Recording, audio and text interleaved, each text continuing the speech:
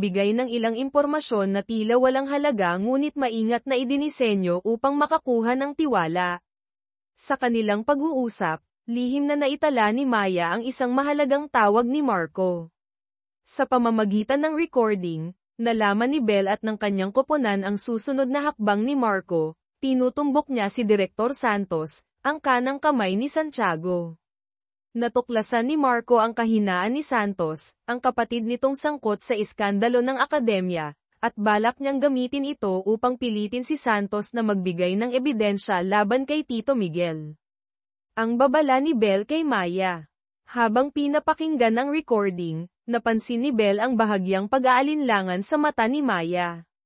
Reyes, malamig niyang sabi, sa mga ganitong pagkakataon, ang mahinang puso ang pinakamalaking kalaban. Kailangan pa naming manatili ka sa tabi niya ng mas matagal. Ang pag-atake ni Belle kay Marco. Upang pigilan ang plano ni Marco bago pa man ito maisakatuparan, kumilos si Belle ng mabilis, sa pahintulot, o tahimik na pagsang-ayon, ni Santiago.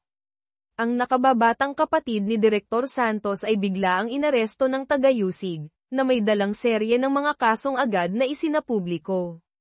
Dahil dito, nawala kay Marco ang kanyang alas upang pilitin si Santos. Alam ni Belle ang personalidad ni Marco, hindi siya madaling sumusuko at gagawin ang lahat upang hadlangan ang kanyang plano na mailuklok si Tito Miguel bilang ganap na pinuno. Kaya't nagdesisyon siyang gamitin ang huling mapanganib na galaw upang tapusin ang laro laban sa pamilya Ignacio. Ang manipulasyon ni Belle kay Don Rafael. Habang si Maya, alinsunod sa utos ni Belle, na maaaring bahagi ng drama, o marahil may halong sinseridad, ay tumawag kay Marco upang anyayahan siyang maghapunan upang maibsan ang tensyon. Si Belle naman ay nagpunta sa ospital upang muling harapin si Don Rafael. Subalit sa pagkakataong ito, hindi negosyo o kapangyarihan ang kanyang pakay. Isinalaysay niya ang kwento 12 taon na ang nakalipas sa Japan, ang kanilang pagmamahalan ni Marco, ang plano nilang pagtakas, at kung paanong ang galit sa pagitan ni Don Rafael at ng ama ni Belle ang siyang naging dahilan upang gawing biktima si Marco. Kung tunay mong mahal ang anak mo, Don Rafael, kalmado ngunit nakakatakot ang tono ni Belle, alisin mo siya sa labanang ito. Huwag mong hayaang sundan niya ang yapak mo. Ang mga salitang ito, kasabay ng mahina ng kalusugan, ay nagdulot ng matinding epekto kay Don Rafael. Siya ay na-shock ng husto, na nauwi sa malalim na koma. Bagamat hindi nagkaroon ng pagdurugo sa utak, sinabi ng mga doktor na napakababa ng tsansa niyang magising o ganap na gumaling. Ang pagbagsak ni Don Rafael at ang pag-angat ni Tito Miguel. Sa pagkawala ng chairman dahil sa coma, agad na nagpatawag ang San Rafael Group ng isang emergency shareholders meeting. Sa tulong ng mga alyado mula sa labas at maingat na paghahanda, matagumpay na nakuha ni Tito Miguel ang boto upang tanggalin si Don Rafael at siya ang opisyal na iniluklok bilang bagong chairman ng kumpanya. Ang pagsisisi ni Maya. Sa harap ng pagkawasak ni Marco, ang kanyang ama nasa kama ng ospital, ang lahat ng kanyang pinaghirapan ay nawala, nakaramdam si Maya ng matinding guilt at pagdududa sa sarili. Pinuntahan niya si Belle sa ospital, umaasang makakuha ng paliwanag o kahit kaunting pagsisisi. Ngunit nanatiling malamig si Belle, nakatingin lamang sa kwarto ni Don Rafael. Narito ako upang suriin ang kalagayan ng kalaban, maikli niyang sagot, na tuluyang nagpatay sa anumang pag-asa ni Maya. Ang tagumpay ni Tito Miguel at ang bagong hakbang ni Belle. Sa wakas, matapos ang maraming taon ng paghihintay at mga tusong galaw, naupo na si Tito Miguel sa trono na matagal niyang pinangarap. Samantala, si Belle ay abala sa pakikipag-usap kay Santiago tungkol sa susunod na mga hakbang. Ang bagong pondo ay malapit ng maitatag, at ang daloy ng pera mula sa iba't ibang lugar ay handa nang dumating. Ang trabaho mo ay tiyaking handa kang tanggapin ang lahat, sabi ni Belle kay Santiago. Ngunit hindi niya nakalimutan ang kanyang pangunahing kondisyon, ayon sa ating kasunduan, ang lahat ng iyong mga offshore accounts ay kailangang ilipat ang kontrol sa akin. Ang huling mensahe ni Don Rafael kay Marco. Nang magising si Don Rafael ng bahagya, Isinalaysay niya kay Marco ang mga sinabi ni Belle. Ang batang iyon, isa rin siyang biktima, Marco, mahina niyang sabi. Mas naaawa ako sa kanya kaysa sa galit. Ang mga salitang ito ay lalo pang nagpalito sa damdamin ni Marco. Ang pagtutol ni Maya. Kinabukasan, hinarap ni Maya si Belle. Tama na, Belle, mariing sabi niya. Ayoko nang makita kang mas lumubog pa. Sa huli, ikaw rin ang pinakamasasaktan. Ang pagbagsak ni Marco. Tulad ng inaasahan, ipinatapon ni Tito Miguel si Marco sa isang opisina sa basement ng Departamento ng General Affairs, isang malinaw na insulto. Si Trung Fang Mun, na dating nasa ilalim ng pamamahala ni Marco, ay itinalaga bilang personal na sekretarya ni Miguel upang bantayan siya. Ang bagong alyansa ni Belle at Miguel. Dumating si Belle upang makipag-usap kay Miguel. Ngayon palang nagsisimula ang lahat, Chairman Ignacio, sabi niya. Hiniling niya na isama ang kanyang tauhang si Direktor Do sa bagong proyektong, Nail City, at bigyan si Kim ng access sa mga classified na impormasyon. Nang magpakita ng pag-aalinlangan si Miguel, pinaalala ni Belle, ako ang naglagay sa iyo sa posisyong ito. Ang kailangan mo lang gawin ay sundin ang usapan. Mahirap ang magtayo, pero napakadali ang magwasak. Napilitan si Miguel na sumang-ayon. Ang pagbabalik ni Santos at ang paglipat ng mga account.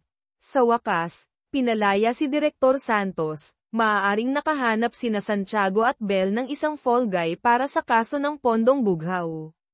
Bagamat labag sa loob, kinailangan ni Santiago na tuparin ang kasunduan at ilipat ang kontrol ng kanyang mga international accounts kay Belle. Ang paghahanap ni Marco ng katarungan. Sa kabila ng kanyang pagkakatapon, hindi tumigil si Marco sa paghahanap ng ebidensya laban sa kanyang tiyuhin. Nakipag-usap siya kay Direktor Santos, ngunit tumanggi itong magbigay ng mga dokumento.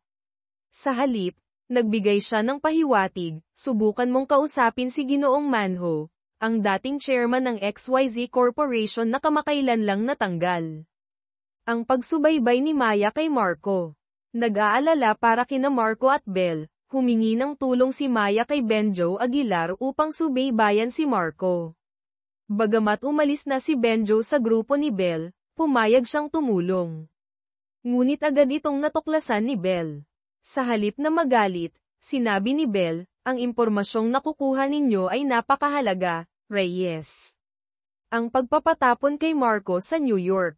Hindi nagtagal, nakatanggap si Marco ng order para sa isang biglaang reassignment sa New York, malinaw na isang hakbang upang ilayo siya sa mga kaganapan. Alam niyang ito ay bahagi ng plano ni Belle upang maitaguyod ang bagong pondo ni Santiago. Ngunit dahil sa kondisyon ng kanyang ama, napilitan siyang sumunod. Ang pag-alis ni Maya. Nang malaman ni Maya ang tungkol sa reassignment ni Marco, lalo siyang nasaktan nang matuklasan ang isang masakit na katotohanan. Alam ni Marco na sinadya niyang lapitan at manipulahin siya, ngunit pinili nitong manahimik. Nang magkita sila bago siya umalis, sinabi ni Marco, puno ng pagod, tumigil na ako, Maya. Tulad ng gusto mo, hindi ba? Ang paglabag ni Maya kay Belle. Sa wakas, hinarap ni Maya si Belle at nalaman ang katotohanan, tinakot si Marco. Kung hindi siya aalis patungong New York, ang parole ng kanyang ama ay babawiin, at babalik siya sa kulungan. Hindi maapektuhan si Belle, kaya't nagdesisyon si Maya na tuluyang iwan siya. Ngunit bago siya umalis, lihim niyang kinuha ang mga dokumentong nagpapatunay sa katiwalian ni Tito Miguel mula sa mga file ni Belle at ipinadala ang mga ito kay Marco bilang tanda ng pagsisisi. Ang huling hapunan ni Belle at Maya. Nahuli ni Belle si Maya bago ito tuluyang umalis. Walang galit o sisihan, inimbitahan niya si Maya sa isang huling hapunan, tulad ng dalawang magkaibigan. Nagpaalam sila sa isa't isa sa pamamagitan ng isang litrato. Mahal kita, Belle, sabi ni Maya habang umiiyak. Gagawa ako ng paraan upang pigilan ka. Tinitigan siya ni Belle, puno ng komplikasyon ang kanyang mga mata. Mula ngayon, mahinahon ngunit puno ng babala ang kanyang sagot, ang mundo mo ay magiging impyerno, Reyes. Ang pagtanggi ni Marco kay Tito Miguel.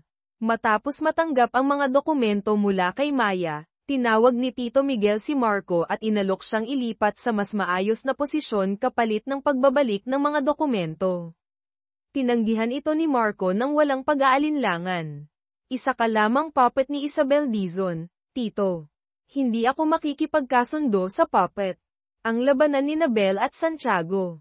Habang patuloy ang kanilang lihim na labanan, nagtalaga si Bel ng 3 kandidato para sa posisyon ng direktor ng bagong pondo, ngunit tinanggihan silang lahat ni Santiago at pinili si Ginoong Jong, na inakala niyang hindi makokontrol ni Bel. Ngunit naunahan siya ni Bel, matagal na niyang kinausap si Ginoong Jong at pinaniwala itong siya ang dahilan ng kanyang appointment, kaya't nakuha niya ang kanyang katapatan. Ang bagong simula ni Maya. Sa tulong ni Ginoong Lim, ama ni JT Lim, na marahil ay nais ding kontrahin si Santiago o si Bel, nagkaroon si Maya ng bagong trabaho at panibagong simula.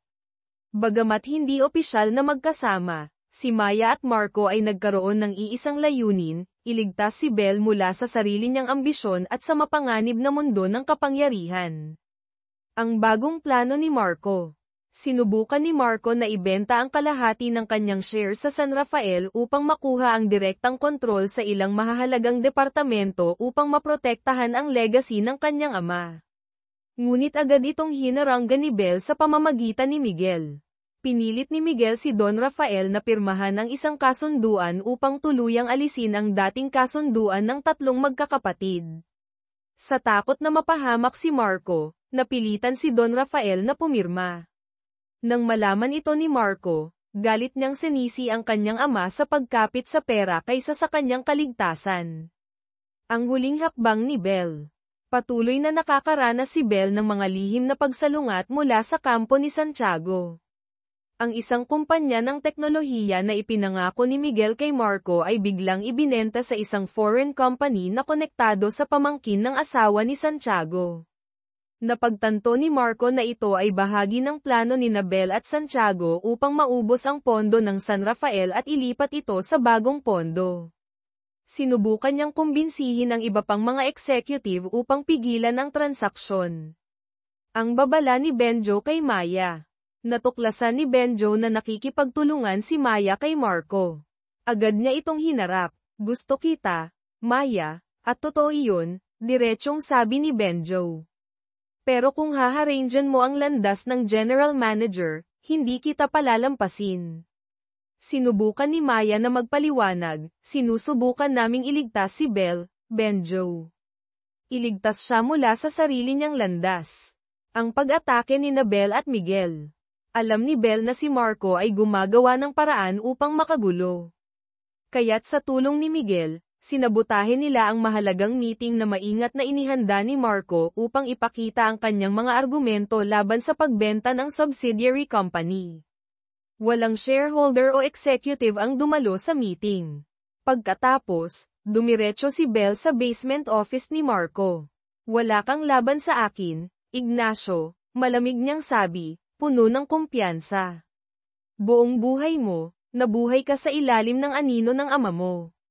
Ako mismo ang lumaban para makuha ang kapangyarihan ko. Huwag mong gamitin ang kabaitan ni Maya Reyes para sa sarili mong pakinabang. Ang pagpupursige ni Maya. Bagamat gusto ni Marco na ilayo si Maya sa mapanganib na plano, matigas ang paninindigan ni Maya. Hindi ako titigil, Marco. Kailangan kong hanapin ang kahinaan sa mga pondo ni Santiago. Muli siyang humingi ng tulong kay Ginoong Lim. Pumayag si Lim na makipagkita, ngunit sa pagdating ni Maya sa lugar ng tagpuan, si Bel ang naghihintay sa kanya. Ang alok ni Bel kay Maya. Inilapag ni Bel ang isang check sa mesa. 1 bilyong won, sabi niya. Tanggapin mo ito, Reyes. Tumigil ka na sa ginagawa mo. Maglaho ka na sa buhay namin. Sa gitna ng tensyon, biglang dumating si Marco. Hinailan niya si Maya palabas, pinutol ang diskusyon. Ang kampanya ni Santiago at ang pagkakanulo.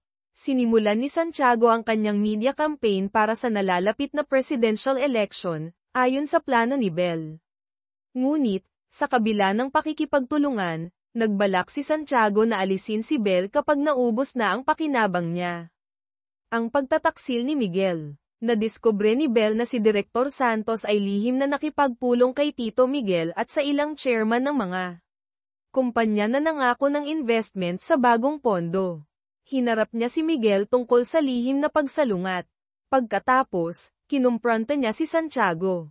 Ipinaliwanag ni Santiago na ipinadala niya si Santos upang palakasin ang relasyon at tiyakin ang commitment. Ngunit alam ni Bel na ang tunay na layunin ni Santiago ay ang pag-redirect ng pera papunta sa lumang pondo na hawak ni Santos. Ang imbestigasyon ni Maya, sa tulong ni Trung Fang Moon at ng kanyang bagong network, natuklasan ni Maya na ang foreign company na bumili ng tech subsidiary ng San Rafael ay halos tiyak na isang shell company na pag-aari ni Santiago. Ngunit kailangan niya ng konkretong ebidensya. Ang pagkakaisa ni na Marco, Maya, at Moon. Nag-resign si Trung Fang Moon mula sa posisyon niya kay Miguel upang tuluyang tumulong kina Marco at Maya. Nakipagkita si Marco kay Miguel at nag-alok ng bagong kasunduan, tutulungan kita na pigilan si Bel na alisin ka. Kapalit nito, huwag mong hadlangan ang mga hakbang ko para imbestigahan si Santiago. Pumayag si Miguel, na nakikitang kapaki-pakinabang ang pakikipagtulungan kay Marco laban kay Bel. Ang pagbisita ni Santos sa gallery ni Bel. Biglaang dumalaw si Direktor Santos sa Dizon Contemporary Gallery, para mag-usisa at magbigay ng pahiwatig kay Bel tungkol sa kanyang sobrang kontrol kay Santiago. Sinadya rin niyang banggitin si Maya. Malamig na pinaalis ni Bel si Santos, sinabing magpa-schedule muna sa susunod na pagkakataon. Nag-alala si Bel para sa seguridad ni Maya, kaya't inutusan niya si Benjo na lihim na protektahan si Maya, kahit pa umalis na ito sa grupo. Ang pagharang ni Marco sa proyekto ng Nail City.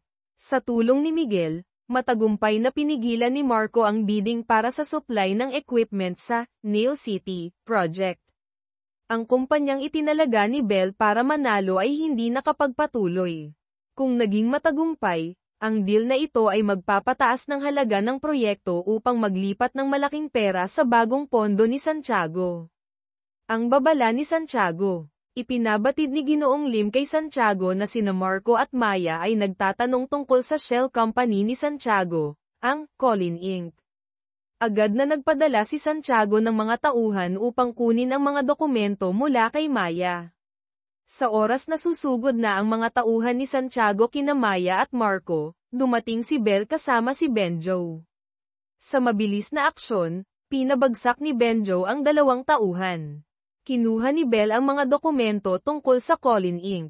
Delikado ito sa inyo, sabi niya, bago dalhin ang mga papeles kay Santiago, isang hakbang na hindi maipaliwanag. Ang pagpupursige ni Maya. Matapos ang insidente, muling pinayuhan ni Marco si Maya na tumigil.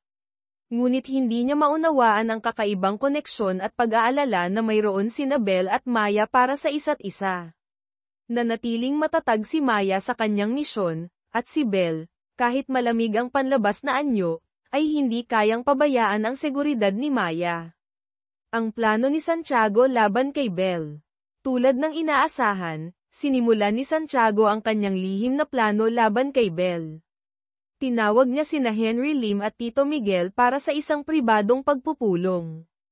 Ang batang Dizon na iyon ay kailangang maturuan ng leksyon ng mga nakatatanda, sabi niya, puno ng pahiwatig. Ang pagkakulong ni Don Rafael. Dumating ang masamang balita kay Marco, ang parole ni Don Rafael ay binawi. Ang prosecutor ay dumating sa ospital upang ibalik si Don Rafael sa detention center. Ang pagkilos ni Bel. Agad na hinarap ni Bel si Santiago. Bakit? Tanong niya. Ang anak ay naglakas loob na mag-imbestiga sa akin, kaya ang ama ang kailangang magbayad, sagot ni Santiago. Sinabi ko na sa iyo, Dizon. Dapat nating pag-usapan ang mga galaw bago kumilos. Dapat ikaw rin, sagot ni Bel. Huwag kang magpadalos-dalos. Gawin mo ang trabaho mo sa saklaw ng iyong kapangyarihan, mariing sabi ni Santiago. Ang tensyon sa pagitan nilang dalawa ay hindi na maitago. Ang huling babala ni Marco. Sinubukan ni Marco na makipagkita kay Santiago upang magbigay ng babala tungkol sa kanyang ama, ngunit tinanggihan siya ni Santiago. Sa halip, nag-iwan siya ng mensahe kay Santos, sabihin mo sa kanya, sa pagkakataong ito, ako ang magtutumba kay Santiago.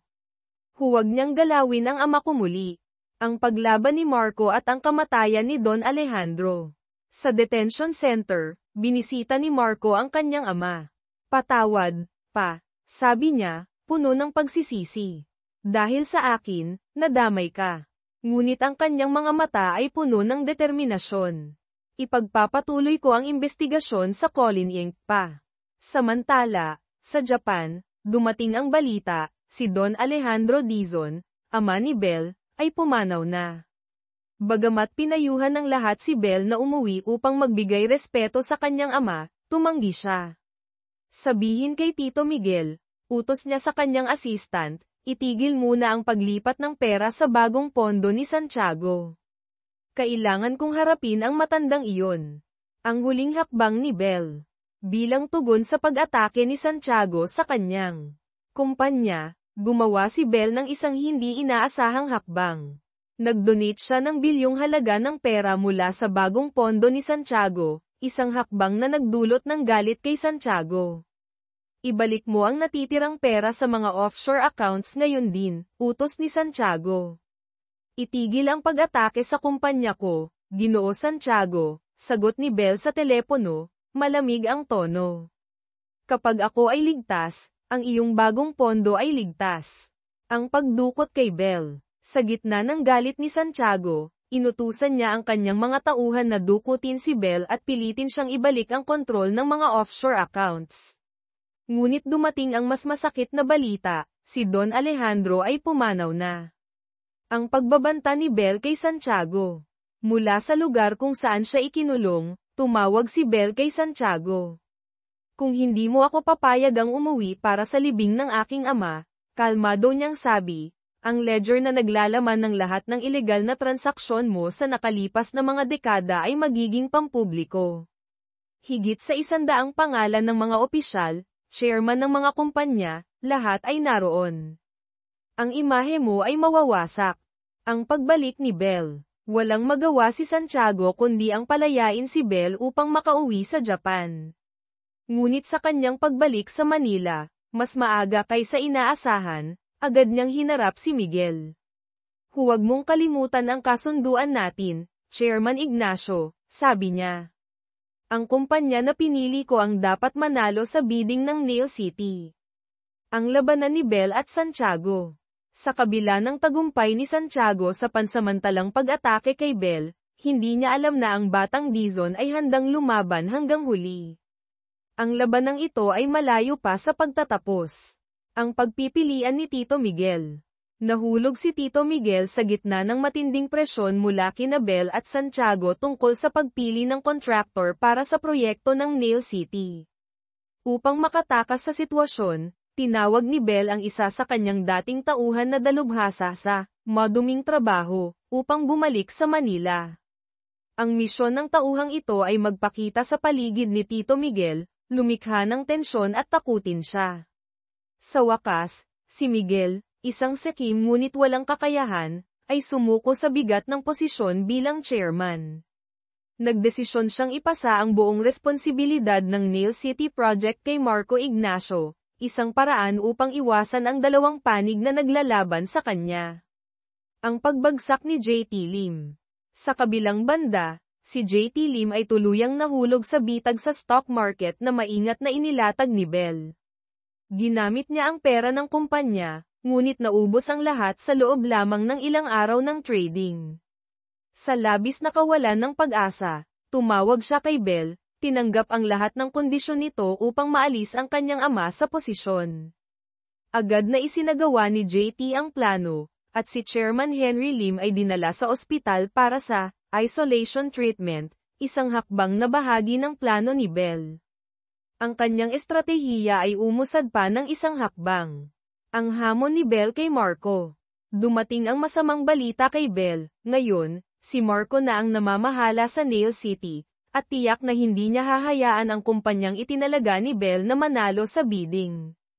Sa kanilang pagkikita, sinabi ni Bell kay Marco ang isang pahiwatig na puno ng kahulugan, habang inaayos ko ang matandang Santiago, mag-enjoy ka muna sa hangin sa taas, Ignacio. Ang pagtitiwala ni Maya kay Bell. Sa gitna ng kanyang investigasyon sa Colin Inc., ibinahagi ni Maya ang kanyang mga natuklasan at hinala kay Bell, naniniwalang maaaring tumulong si Bell o hindi siya sasaktan. Agad na ginamit ni Bell ang pagkakataon, pinagsama ang impormasyong ibinigay ni Maya sa kanyang sariling resources upang mabilis na makuha ang ebidensya ng pangangalo niya ng dating asawa ng pamangkin ni Santiago, isang taong direktang konektado sa shell company na Colin Inc. Sa pamamagitan ng pananakot sa babaeng ito, nakuha ni Bell ang hindi matatawarang ebidensya na nagpapakita na si Santiago ang tunay na may-ari ng Colin Inc. At ginamit ito sa loob ng maraming taon upang maghugas ng pera. Ang ultimatum ni Bell kay Santiago. Hinarap ni Bell si Santiago at inilapag ang mga ebidensya sa mesa. Simula ngayon, mariing sabi niya, sumunod ka sa lahat ng utos ko, at mabubuhay ka ng tahimik sa huling bahagi ng iyong buhay kasama ang pera at kapangyarihang ibibigay ko sa iyo. Kung hindi, ilalabas ko ang lahat ng ginawa mo sa pondong bughaw gamit ang Colin Inc. Kapag nangyari iyon, mawawala lahat sa iyo. Sa wakas, kinilala ni Santiago ang lakas ng batang pasaway na minsang hinamak niya. Wala siyang ibang pagpipilian kundi ang sumuko kay Bell, at naging puppet siya sa ambisyon ni Bell na makarating sa Malacanang, palasyo ng Pangulo. Agad na inalis ni Bell ang unang presidential candidate na napili ni Santiago at ipinalit ang kanyang sariling tao, si Dr. Kang Ji-hoon. Walang magawa si Santiago kundi sundin ang utos. Ang pag-uusap ni Marco at Maya. Tinawag ni Marco si Maya upang mag-usap. Hindi mo dapat basta sumuko, sabi niya, na tila tumutukoy sa pagbibigay ni Maya ng impormasyon kay Bell. Malungkot na ipinaliwanag ni Maya, gusto ko lang siyang pigilan, Marco. Hindi ko nais na saktan siya. Tinitigan ni Marco si Maya, at sa unang pagkakataon, inamin niya, Maya, kung hindi natin tuluyang pabagsakin si Isabel, hindi siya titigil kailanman. Ang tunay kong layunin ay protektahan ang pamilya ko at ang San Rafael Group. Ang pagpigil kay Isabel, iyon lang ang dahilan ko sa ngayon. Ang kanyang pag-amin ay nagpakita ng kanyang nakatagong ambisyon at ang komplikado niyang pagkatao. Ang bagong kandidato ni Bell. Si Dr. Kang Ji-hoon, ang bagong presidential candidate ni Bell, ay isang henyo sa larangan ng medisina, may malaking yaman, at may imahe ng isang perpektong lider ng bagong henerasyon. Ngunit sa kanilang unang pagkikita, ipinakita ni Kang ang kanyang kayabangan, tumangging makipagtulungan sa mga matatanda, tulad ni Santiago, at sinabing mas komportable siyang makipagtrabaho sa mga kabataan. Ang pagkontrol ni Bell kay Kang. Hindi nawalan ng loob si Bell. Inutusan niya si Kim na magsagawa ng mas malalim na investigasyon tungkol kay Kang. Ang resulta ay lubos na nakakagulat, si Kang ay lihim na ginamit ang pangalan ng mga kamag-anak upang ilipat ang daan-daang milyong dolyar na yaman sa ibang bansa. Agad na hinarap ni Bell si Kang gamit ang ebidensya. Walang magawa si Kang kundi tanggapin ang alok ni Bell.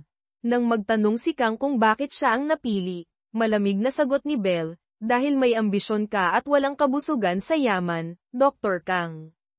Perpekto kang kasama sa bangka ko. Ang desisyon ni Maya. Matapos marinig ang pag-amin ni Marco at pag-isipang mabuti, nagdesisyon si Maya na makipaglaban hanggang dulo kasama si Marco upang pigilan ang halimaw na lumalaki sa loob ni Bell.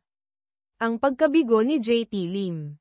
Samantala, si J.T. Lim, matapos maipasok ang kanyang ama sa ospital, ay hindi mahanap ang corporate seal ng kumpanya, na naging sanhi ng pagkaantala sa kanyang plano na kontrolin ang kumpanya. Nawalan ng pasensya si Bell, nasa eroplano na ako, habang ikaw ay naglalakad pa rin, Lim. Kung hindi ka bibili ng tiket para sumabay sa akin, may iwan ka sa likod. Ang pagkontra ni Marco kay Bell. Upang ganap na pigilan ang impluwensya ni Bell sa San Rafael, Formal na tinanggal ni Marco ang karapatang dumalo sa mga meeting ni Direktor Do at ang access ni Kim sa sistema ng kumpanya. Muling isinagawa ang bidding process para sa Nail City Project. Binalaan ni Maya si Marco, hindi kailanman magpapahinga si Bell. Sigurado akong may plano siya. Ang plano ni Bell. At tama si Maya. Planado ni Bell na bilhin ang kumpanyang mananalo sa bidding. Ang pagkaantala sa bidding na ginawa ni Marco ay muling nagdulot ng problema sa plano ni Bell. Ang pagligtas kay Henry Lim. Sa tulong ni Cassandra, natuklasan ni Maya na si Henry Lim ay hindi normal na ginagamot sa ospital kundi ginagawang prisoner. Kasama si Marco, gumawa sila ng plano upang iligtas si Henry Lim. Ngunit nahulaan ni Bell ang hakbang na ito, kaya't lihim niyang ipinadala si Benjo upang tumulong.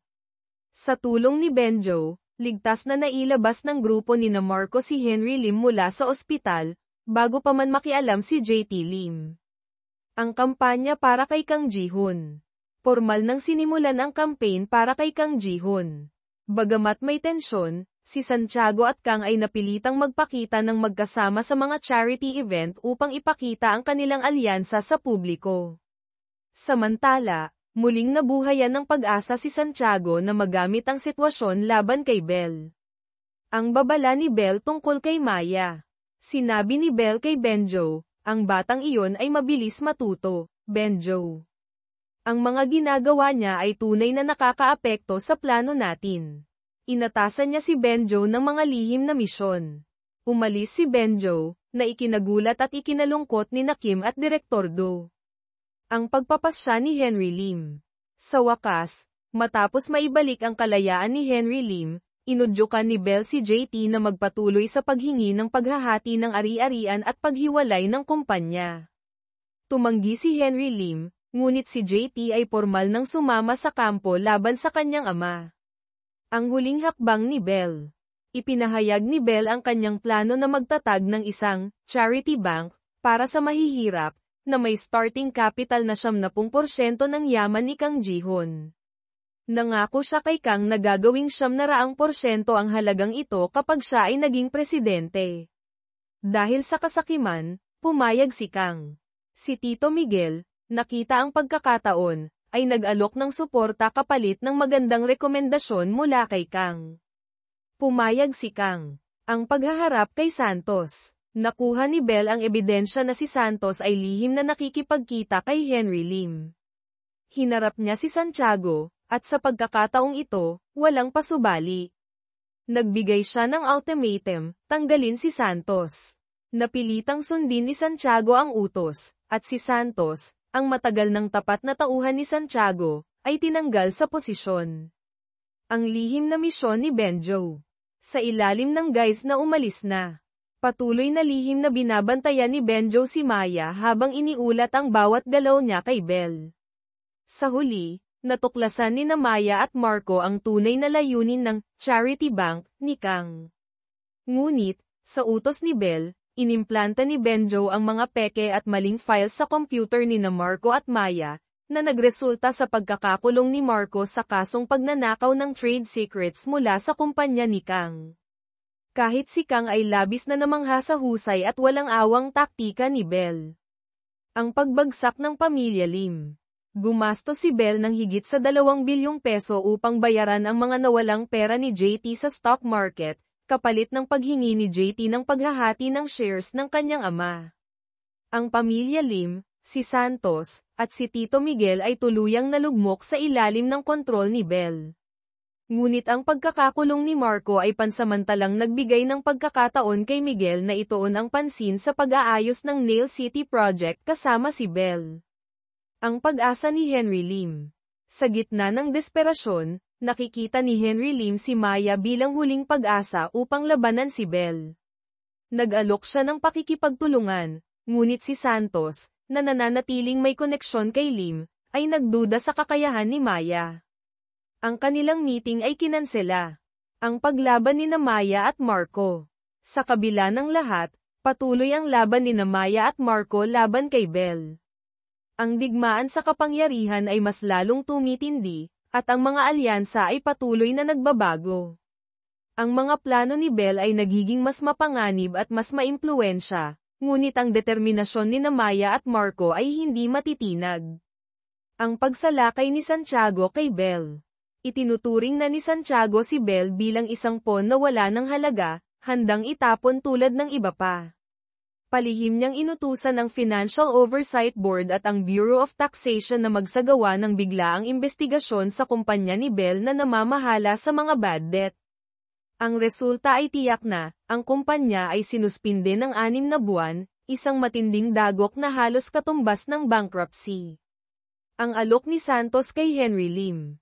Muling lumapit si Direktor Santos kay Henry Lim upang magbigay ng alok.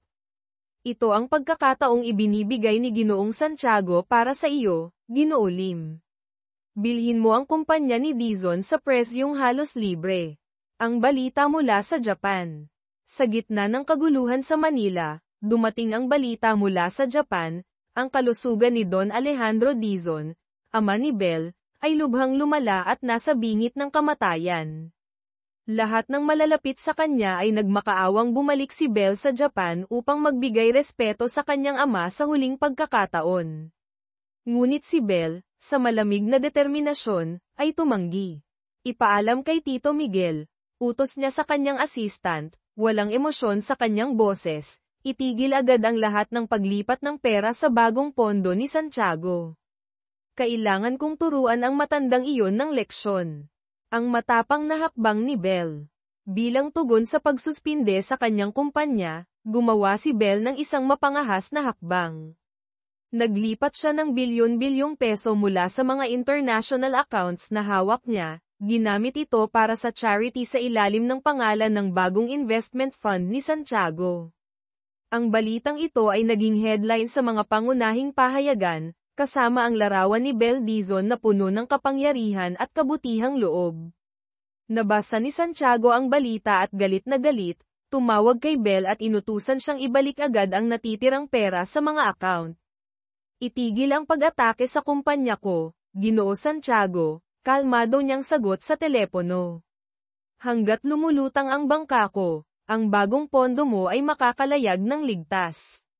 Ang pagdukot kay Belle. Ngunit si Santiago, nabulag sa galit at kay abangan, ay nawalan ng kontrol. Hindi niya matanggap na siya ay nilalamangan ng isang batang babae.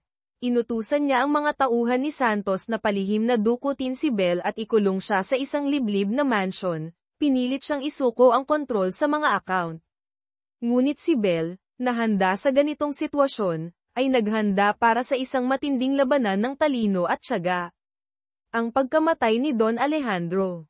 Dumating ang mas masakit na balita, si Don Alejandro Dizon ay pumanaw na sa Japan. Walang ipinakitang pagsisisi o lungkot si Santiago sa pagkamatay ng kanyang dating kaibigan. Sa halip, ginamit niya ang kabutihan ng pagpapahintulot kay Belle na umuwi para sa libing ng kanyang ama bilang kapalit ng kontrol sa mga account. Ngunit hindi niya alam na si Belle, anak ni Alejandro, ay may hawak pang isang huling alas, isang pamana mula sa kanyang ama. Ang ultimatum ni Belle kay Santiago. Mula sa lugar kung saan siya ikinulong, tumawag si Belle kay Santiago.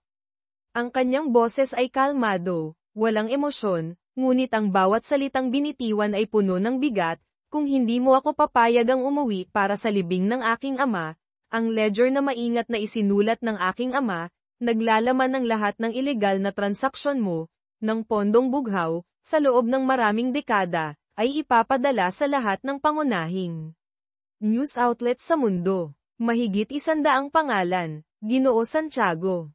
Mga opisyal ng gobyerno, mga chairman ng malalaking kumpanya, lahat ay naroon.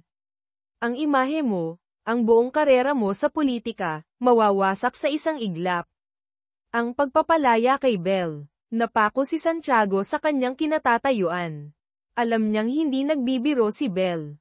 Nauunawaan niya ang determinasyon at kalupitan ng anak ni Alejandro. Hindi niya kayang isugal ang kanyang political future. Wala siyang ibang magawa kundi palayain si Belle upang makauwi. Sa kanilang pagkikita, ipinakita ni Belle ang hindi maitatangging ebidensya ng ledger, maaaring isang bahagi ng kopya o testimonya ng isang mahalagang saksi. Sa huli, Isang kasunduan na puno ng pait para kay Santiago ang nabuo. Si Belle ay malayang makakauwi sa Japan para sa libing ng kanyang ama, kapalit ng pagsuko ng ledger para mawasak ni Santiago. Ang pagbalik ni Belle sa Manila. Ngunit sa kanyang pagbabalik sa Manila, mas maaga kaysa inaasahan, agad niyang hinarap si Tito Miguel. Tandaan mo ang kasunduan natin, Chairman Ignacio, malamig niyang sabi. Ang kumpanya ko ang dapat manalo sa bidding ng Nail City. Walang eksepsyon. Ang pagsuko ni JT Lim kay Belle. Kasunod nito, hinarap ni Belle si JT Lim, na litong-lito dahil hindi niya mahanap ang corporate seal ng kanyang ama. Tutulungan kita na makaupo ng matatag sa posisyon bilang chairman ng Chunya Group, at higit pa, alok ni Belle, kalakip ang detalyadong plano. Sa wakas, si JT, isang sakim ngunit duwag, ay tuluyang sumuko sa kontrol ni Belle. Ang pag-aakala ni Santiago, sa gitna ng lahat, nananatiling kampante si Santiago, iniisip na hawak na niya ang sitwasyon at naipagtagumpay ang laban kay Belle. Ngunit hindi niya alam na si Belle, na lumaki sa isang mundo ng intriga at kalkulasyon sa ilalim ng kanyang ama, ay palaging may nakahandang plano B, C, at kahit di ang tuluyang pagtanggal sa kanya sa laro ay isang imposibleng misyon. Ang desisyon ni Tito Miguel. Muling nahulog si Tito Miguel sa gitna ng presyon mula kina Belle at Santiago tungkol sa pagpili ng contractor para sa Nail City. Tinawag ni Belle ang kanyang dating tauhan na kilala sa maduming trabaho, na minsang umatake kay Miguel sa parking lot. Ang misyon ng tauhang ito ay simple ngunit epektibo. Araw-araw siyang nagpapakita sa mga lugar kung saan naroon si Miguel, walang ginagawa kundi maglakad-lakad at tumitig, na nagdudulot ng matinding tensyon at takot kay Miguel. Ang pagpasa ni Miguel ng responsibilidad kay Marco. Sa huli, si Tito Miguel, sakim ngunit mahina at walang kakayahan, ay sumuko sa bigat ng posisyon bilang chairman. Nagdesisyon siyang ipasa ang buong responsibilidad ng Nail City Project kay Marco Ignacio, isang paraan upang iwasan ang matinding presyon mula kina Santiago at Belle. Ang pagbangon ng plano ni Belle. Samantala, si JT Lim, matapos tuluyang sumuko kay Belle, ay sinunod ang plano nito.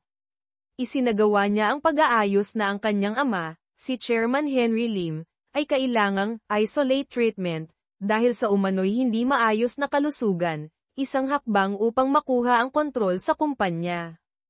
Ang plano ni Belle ay muling umusad. Ang bagong hamon kay Belle. Ngunit dumating ang masamang balita kay Belle, si Marco Ignacio, na nais niyang ilayo, ay ngayon opisyal nang namamahala sa proyekto ng Nail City. Nangangahulugan ito na si Marco ang may buong kapangyarihan sa pagpili ng contractor, at tiyak na hindi niya hahayaan ang kumpanyang itinalaga ni Belle na manalo ng madali. Sa kanilang pagkikita, sinabi ni Belle kay Marco ang isang pahiwatig na puno ng kahulugan, habang inaayos ko ang matandang Santiago, mag-enjoy ka muna sa hangin sa taas, Ignacio. Ang pagkakamali ni Maya. Sa gitna ng lahat, si Maya, sa kanyang inosente, o sinadyang inosente, na kilos, ay nagbahagi kay Belle ng mga detalye tungkol sa kanilang investigasyon sa Colin Inc., naniniwalang maaaring tumulong si Belle o hindi sila sasaktan. Agad na ginamit ni Belle ang impormasyong ito, pinagsama sa mga ebidensyang mayroon na siya upang maipakita ang direktang koneksyon ni Santiago sa shell company na Colin Inc., at ang aktibidad ng money laundering nito. Ang pagharap ni Belle kay Santiago. Hinarap ni Belle si Santiago sa kanyang mansion, inilatag ang lahat ng ebidensya sa kanyang mesa. Alam mo ang hawak ko, Ginoo Santiago, malamig niyang sabi. Simula ngayon, sumunod ka sa lahat ng utos ko, at mabubuhay ka ng tahimik sa huling bahagi ng iyong buhay. Kung hindi, ilalabas ko ang lahat ng ginawa mo sa Colin Inc. Mawawala lahat sa iyo. Ang pagsuko ni Santiago kay Belle. Sa wakas, kinilala ni Santiago ang lakas at determinasyon ni Belle. Wala siyang ibang magawa kundi ang sumuko sa kontrol ni Belle, na nagpatuloy sa kanyang plano patungo sa Malacanang. Tuluyang inalis ni Belle ang kandidatong presidente na napili ni Santiago, at ipinalit ang kanyang sariling tao. Santiago, Walang magawa, ay sumunod. Ang pag-uusap ni Marco at Maya. Tinawag ni Marco si Maya upang mag-usap. Hindi mo. Dapat basta sumuko. Sabi niya, na tila tumutukoy sa pagbibigay ni Maya ng impormasyon kay Belle. Malungkot na ipinaliwanag ni Maya, gusto ko lang siyang pigilan, Marco. Hindi ko nais na saktan siya. Tinitigan ni Marco si Maya, at sa unang pagkakataon, inamin niya, Maya, kung hindi natin tuluyang pabagsakin si Isabel, hindi siya titigil kailanman. Ang tunay kong layunin ay protektahan ng pamilya ko at ang San Rafael Group. Ang pagpigil kay Isabel, iyon lang ang dahilan ko sa ngayon. Ang kandidato ni Belle na si Kang Ji-hoon. Si Kang Ji-hoon, ang kandidatong presidente ni Belle, ay isang henyo sa larangan ng medisina ngunit may madilim na kasaysayan. Sa tulong ng ebidensya ni Belle, tuluyang sumuko si Kang sa kontrol nito. Nang magtanong si Kang kung bakit siya ang napili, sagot ni Belle, dahil may ambisyon ka at walang kabusugan sa yaman. Perpekto kang kasama sa bangka ko. Ang desisyon ni Maya. Matapos marinig ang pag-amin ni Marco, nagdesisyon si Maya na makipaglaban hanggang dulo upang pigilan ang halimaw na lumalaki sa loob ni Belle. Ang pagkabalam ng plano ni J.T. Lim. Matapos may pasok ang kanyang ama sa ospital, hindi mahanap ni J.T. Lim ang mahalagang corporate seal ng kumpanya, na nagdulot ng pagkaantala sa kanyang plano na agawin ang kontrol. Lalo pang nainis si Belle sa sitwasyong ito. Nasa eroplano na ako, habang ikaw ay naglalakad pa rin, Lim. Kung hindi ka bibili ng tiket para sumabay sa akin, may iwan ka sa likod, galit niyang sabi. Ang hakbang ni Marco laban kay Belle. Upang ganap na pigilan ang impluwensya ni Belle sa San Rafael, formal na tinanggal ni Marco ang karapatan ni Direktor Do na dumalo sa mga mahalagang pagpupulong at tuluyang pinutol ang access ni Kim sa mga high-level systems ng kumpanya. Muling isinagawa ang bidding process ng Nail City Project sa isang transparent at patas na paraan. Ang babala ni Maya. Binalaan ni Maya si Marco, ang idol ko ay hindi kailanman magpapahinga ng tahimik. Sigurado akong may plano B siya para sa bidding na ito. At tama siya. Planado ni Belle na bilhin ang kumpanyang mananalo sa bidding, anuman ang resulta. Gayunpaman, ang pagkaantala at pagbabago sa proseso ng bidding na ginawa ni Marco ay muling nagdulot ng problema sa plano ni Belle. Ang pagtuklas ni Maya sa kalagayan ni Henry Lim. Sa isang hindi sinasadyang pag-uusap kay Cassandra, na tila may hinanakit pa rin at gustong manggulo, natuklasan ni Maya ang mga kakaibang detalye tungkol sa pagkakakulong ni Henry Lim sa ospital. Nagsimulang maghinala si Maya na si Henry ay hindi lamang ginagamot kundi sadyang ikinulong. Ipinaalam niya ito kay Marco, at magkasama silang gumawa ng plano upang iligtas si Henry Lim. Ang lihim na suporta ni Benjo. Tulad ng inaasahan, nahulaan ni Belle ang plano ni Maya at Marco. Palihim niyang inutusan si Benjo Aguilar na tumulong mula sa malayo. Sa tulong ng kanyang mga kasanayan, na-disable ni Benjo ang security system ng ospital at inilayo ang atensyon ng mga tauhan ni JT, na nagbigay daan upang may hatid ng ligtas ni Marco si Henry Lim palabas ng ospital, bago pa man makialam si JT at ang kanyang mga tauhan. Ang kampanya para kay Kang Ji-hoon. Formal nang sinimulan ang kampanya para kay Kang Ji-hoon bilang kandidato sa pagkapangulo.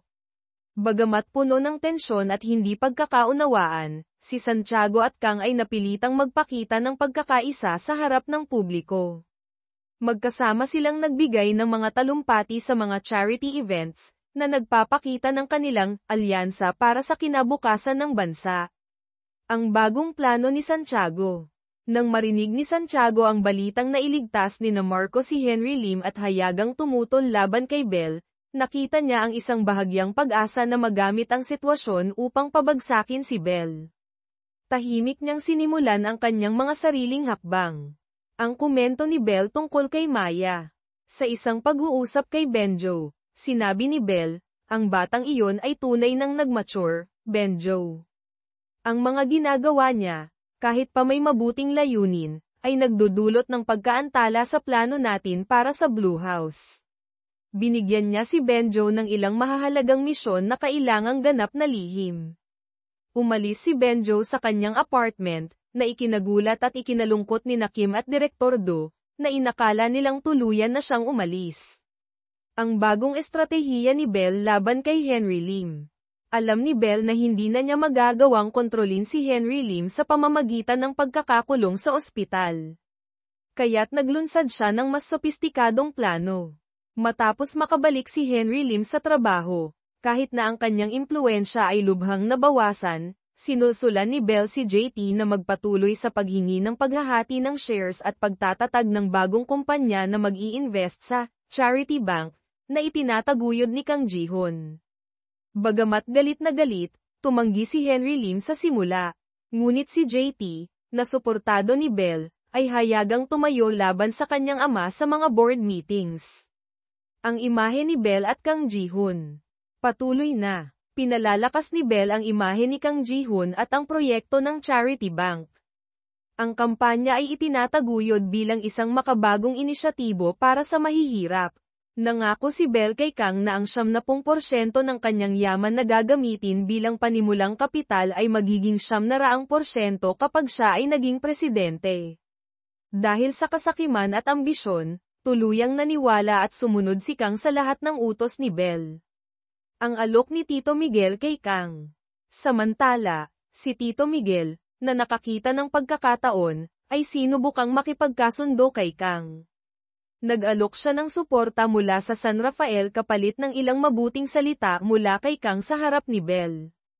Pumayag si Kang nang walang pagdududa.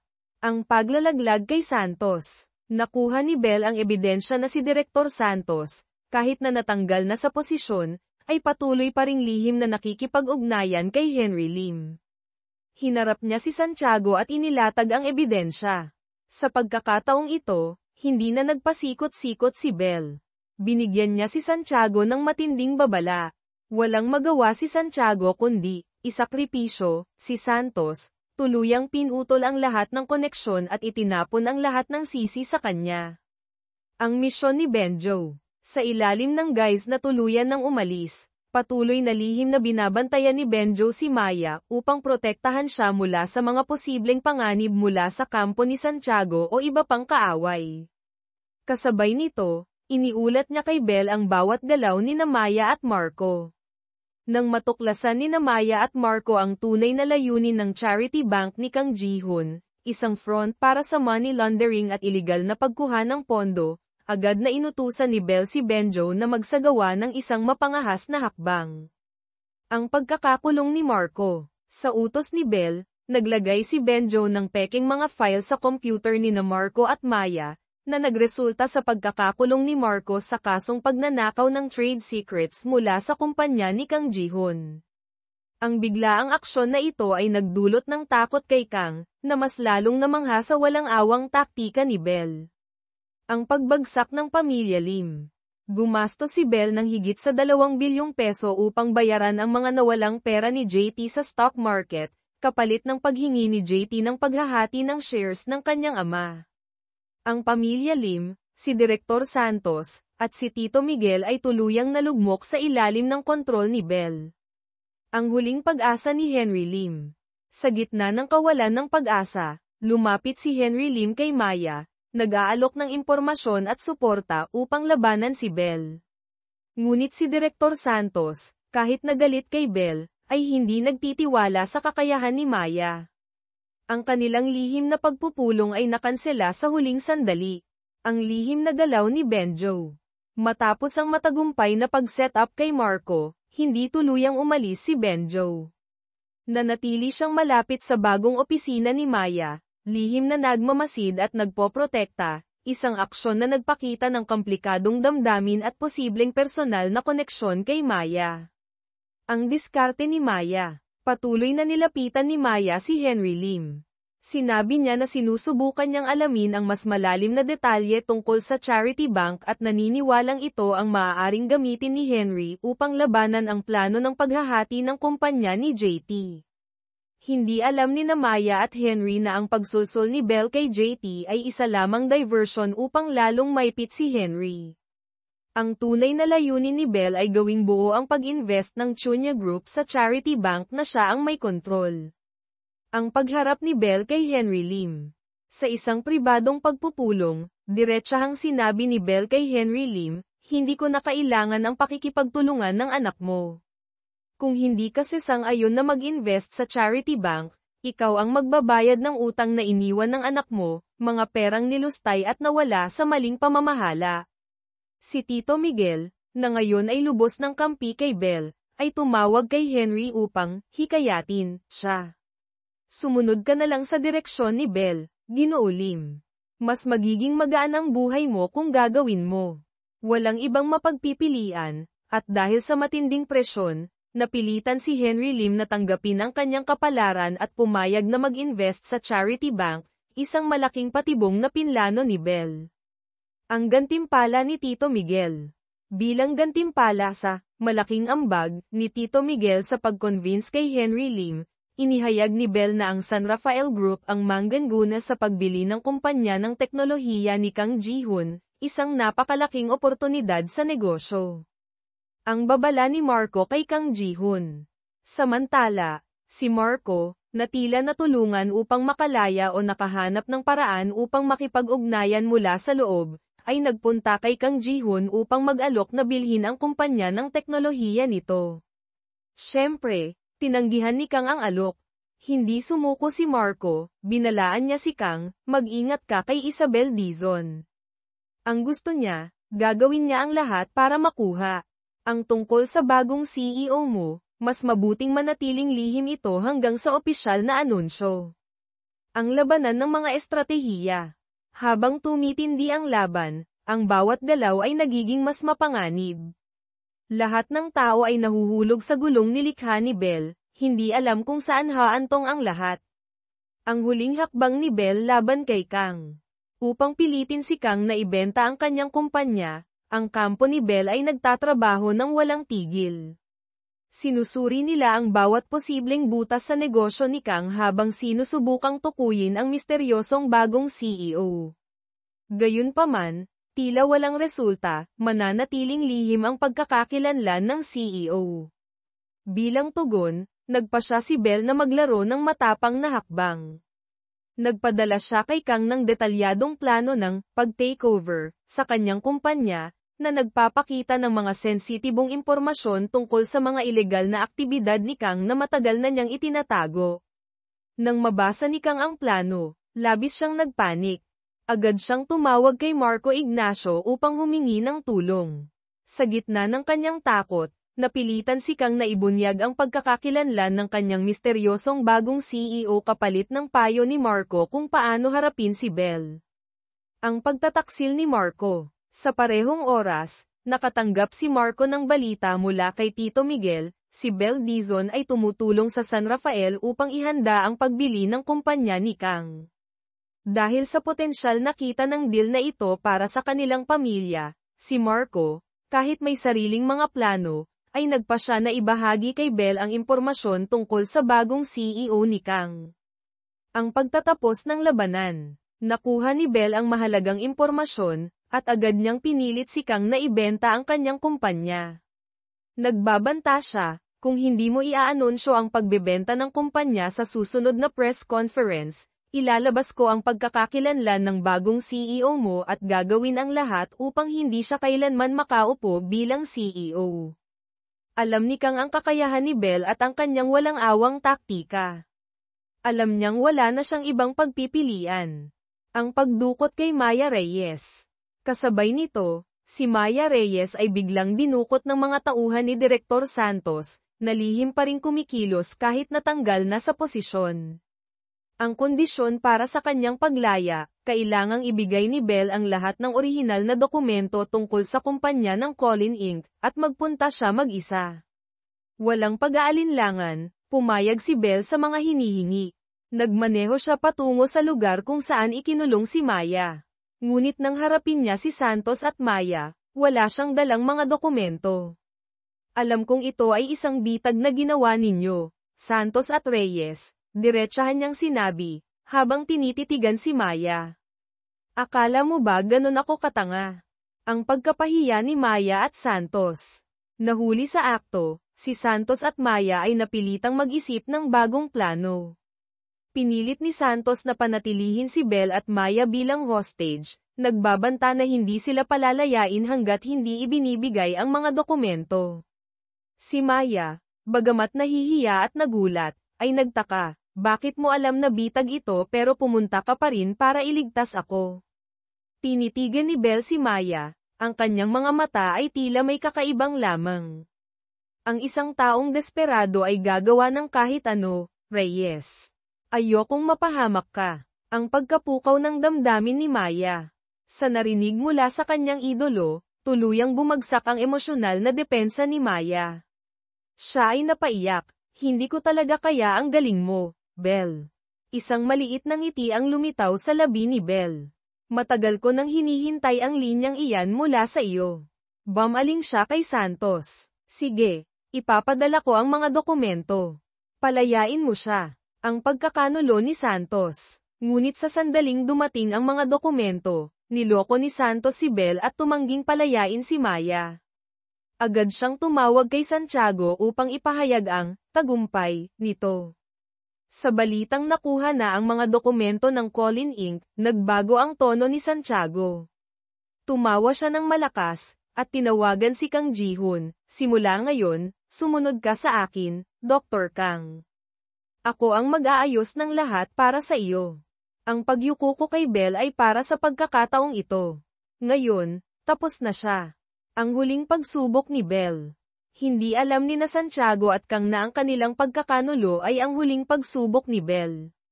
Sa kanilang pagtataksil, tuluyan silang tinanggal ni Belle sa listahan ng mga taong maaaring sumakay sa kanyang bangka ng kapangyarihan. Ang pagbagsak ni Kang Ji-hoon. Sa isang hindi inaasahang twist, ang misteryosong bagong CEO na pinili ni Kang ay biglang nagbitiw sa posisyon.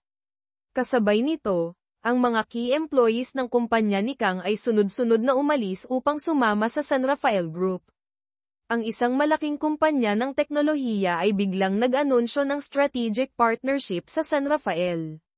Bumagsak ng husto ang stocks ng kumpanya ni Kang. Ang pagkatalo ni Santiago. Sa gitna ng kaguluhan, tumakbo si Kang kay Santiago upang humingi ng tulong. Ngunit si Santiago ay walang pakialam. Sinabi ko na, sa politika at negosyo, isa lang ang pipiliin mo. Kapag naging presidente ka, hindi lang ikaw ang kakain ng buong cake. May maglilinis pa ng bibig mo. Ang pagkilos ni Marco. Sa wakas, si Marco ay matagumpay na nakuha ang kumpanya ni Kang Ji-hoon sa isang makatarungang presyo, na lalo pang nagpapatibay sa posisyon ng San Rafael Group. Ang lihim na plano ni Marco. Bagamat nakipagkasundo si Marco kay Belle para sa ikabubuti ng kumpanya, sa puso niya ay may sarili siyang plano, ang hilahin si Belle pabalik o, kung hindi man, pigilan siya sa pag-abot ng sukdulan ng kanyang mapanirang ambisyon. Ngunit ang nakapansin sa intensyon ni Marco ay si Maya Reyes. Ang dating inosenteng dalaga, ngayon ay sapat ng mature upang makita ang komplikadong alon ng relasyon sa pagitan ng dalawang taong mahal niya. Nag-aalala ako para sa'yo, Ate Belle, sabi ni Maya sa isang pribadong pag-uusap. Laging maraming kaaway sa paligid mo. Nalulungkot din ako na parang lalo kayong lumalayo ni Kuya Marco. Ngumiti si Belle ng pagod, isang ngiti na puno ng lungkot. Kapag hindi na natin kayang gamitin ang isa't isa, natural lang na maghiwalay, Reyes. Ang pagdududa ni Marco kay Maya. Natuklasan ni Marco na si Maya ay lihim na nag-iimbestiga sa kumpanya ng Colin Inc., posibleng para humanap ng karagdagang ebidensya laban kay Santiago o upang mas maunawaan si Belle. Ngunit ito ay nagdulot ng maling akala. Inakala ni Marco na si Maya ay nananatiling isang dobleng ahente na nagtatrabaho para kay Belle. Dahil dito, nanatili siyang may distansya kay Maya at hindi pa rin siya ganap na nagtitiwala o nag-aalok na bumalik ito sa opisyal na trabaho sa kanya. Ang paglilinlang ni Tito Miguel. Samantala, ginamit muli ni Tito Miguel si Marco bilang panangga upang takasan ang kanyang mga obligasyon kay Belle tungkol sa proyekto ng Nail City. Sinabi niya kay Belle na si Marco ang nagdudulot ng problema at wala siyang sapat na kapangyarihan upang magdesisyon. Hiniling niya kay Belle na unawain at bitawan ang proyekto. Ang pakikipagkasundo kay Henry Lim. Lumapit si Belle kay Henry Lim at nangakong tutulungan si JT Lim na makalabas ng bansa ng ligtas. Kapalit nito, kailangang ibigay ni Henry ang huling impormasyon at ebidensya na magpapahintulot kay Belle na tuluyang pabagsakin si Santiago. Ang pagtatagpo ni Santiago at Don Rafael. Sa wakas, napilitang bisitahin ni Santiago si Don Rafael sa kulungan. Ang dalawang dating magkaibigan, na nagtayo ng imperyo at nagkanulo sa isa't isa, ngayon ay muling nagharap.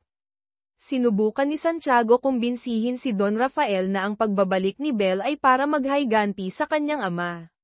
Sinabi niyang sisirain ni Belle ang San Rafael at siya mismo. Hinikayat niya si Don Rafael na pansamantalang kalimutan ang kanilang alitan at magtulungan upang labanan ang mapanganib na batang babae na iyon.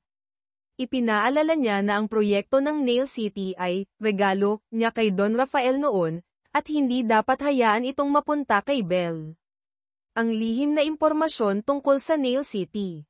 Ang impormasyon na si Belle ay lihim na nag-invest sa proyekto ng Nail City gamit ang mga front companies ay sinadyang ipakalat kay Marco ng isang hindi kilalang pinagmulan, posibleng si Miguel O. Santos. Habang nag-aalala si Tito Miguel, nakita ni Marco ang oportunidad na pabagsakin kapwa si Santiago at Belle. Inilipat niya ang kanyang atensyon sa pagsisiyasat sa mga kumpanyang kasangkot sa Nail City. Ang pagbaliktad ng laro ni Belle. Ngunit hindi alam ni Marco, ang bawat galaw niya ay bahagi ng plano ni Belle. Habang iniisip ni Marco na hawak niya ang kahinaan ni Belle, nakatanggap siya ng ebidensya, na maaaring sinadya ni Belle na ipakalat sa pamamagitan ni Maya o Benjo, na nagpapakita na si Santiago ang tunay na umaani ng pinakamalaking benepisyo mula sa Nail City. Ang mga dokumento ay, nagkataon, na natagpuan sa isang computer na ginagamit ni Maya, na marahil ay nilagyan ng file ni Benjo. Ang pagpapahirap ni Tito Miguel kay Marco. Nang malaman ni Marco na si Santiago ang tunay na kalaban sa Nail City, sinubukan siyang pigilan ni Tito Miguel. Sinabi ni Miguel na kung lalabanan ni Marco si Santiago, ilalabas nito ang mga lumang ebidensya ng korupsyon laban kay Miguel. Gusto mo bang makita na magkasama tayong dalawa sa kulungan? Biro ni Miguel na may halong pananakot. Ang pagbabago ni Don Rafael. Sa isang huling pagdalaw ni Belle kay Don Rafael sa kulungan, hindi na niya binanggit ang paghihiganti. Sa halip, mahinahon niyang pinaalalahanan si Don Rafael tungkol sa utang na loob sa kanyang ama, si Don Alejandro, na minsang pinagtaksilan ni Rafael at Santiago. Sa kanyang mga salita, pinaalala ni Belle ang mga alaala ng nakaraan at ang mga pagkakamali ni Don Rafael. Pagod na sa lahat ng nangyari, nagpa siya si Don Rafael na gumawa ng tama sa huling pagkakataon. Tumigil siya sa pag-apela sa kanyang kaso, tinanggap ang hatol ng korte, at tumstigo laban kay Santiago. Ibinunyag niya ang lahat ng ilegal na koneksyon sa mga proyektong tulad ng pipeline sa Russia at National Energy Project, na nagdulot ng matinding dagok sa reputasyon ni Santiago. Ang desisyon ni Marco. Hindi matanggap ni Marco na ang kanyang ama ay mananatili sa kulungan habang buhay. Sinabi niya kay Maya, puno ng determinasyon, tapos na ang kwento ng mga ama natin, pero ang sa atin ni Belle, hindi pa. Lumapit siya kay Direktor Santos upang mag-alok ng alyansa laban kay Belle Dizon. Ang layunin, putulin ang lahat ng impormasyon at mga tauhan ni Belle. Ang huling hakbang ni JT Lim. Dahil sa takot na maimbestigahan kaugnay ng Charity Bank at sa testimonya ni Don Rafael, nagtago si JT Lim. Ngunit natuklasan ni Benjo Aguilar ang kanyang kinaroroonan. Pinayuhan ni Henry Lim ang kanyang anak na umalis ng bansa pansamantala. Habang pinagmamasdan ang anak, napagtanto ni Henry ang kanyang pagkukulang bilang ama. Ang pag-atake sa sistema ni Belle. Sa kabilang banda, matapos ang maraming araw ng pagsisikap ng tatlong hacker na inupahan ni Marco, nabuksan nila ang security system ng mga kumpanya ni Belle. Ipinag-utos ni Marco na i-freeze ang lahat ng account na konektado sa Changian Fund, Charity Bank. Tumawag si Marco kay Belle, puno ng kumpiyansa. Hindi ko gagalawin ang mga account ng gallery mo, pero lahat ng may kaugnayan sa Changian Fund, i-freeze ko lahat. Ang huling pagkikita ni na Marco at Belle. Sa huli, nagpa siya si Marco na harapin si Belle ng personal. Kung alam mo lang kung saan dapat huminto, Isabel, sabi niya, may bahid ng lungkot. Iiwan kita ng tahimik dito. Ito ang huli kong babala. Ngunit hindi alam ni Marco na ang lahat ng nangyari, ang pag-atake sa sistema, ang pag-freeze ng account, at ang alyansa ni Santos, ay bahagi ng masalimuot na plano ni Belle. Ginawa niya ang lahat upang ipakita na siya ang mastermind, ngunit sa katotohanan, ang mga galaw ni Marco at Santos ay bahagi lamang ng kanyang laro.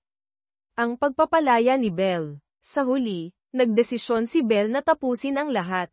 Pinili niyang bumalik sa Japan upang ipagpatuloy ang legal na negosyo ng kanyang ama at iniwan ang lahat ng kanyang ari-arian sa Pilipinas kay Maya Reyes. Gumawa ka ng sarili mong imperyo, Reyes, sabi niya bago umalis. Magkikita tayo ulit balang araw. Ang katapusan ni Belle Dizon. Matapos ang 12 taong puno ng paghihiganti at tunggalian, natagpuan ni Isabel, Belle Dizon ang kanyang sariling pagtatapos. Sa kabila ng lahat ng kanyang tagumpay, ang kapalit nito ay kalungkutan at malalalim na sugat. Ngunit sa wakas, pinili niya ang isang mas tahimik at mapayapang buhay, isang buhay na matagal na niyang hinahangad sa kaibuturan ng kanyang puso.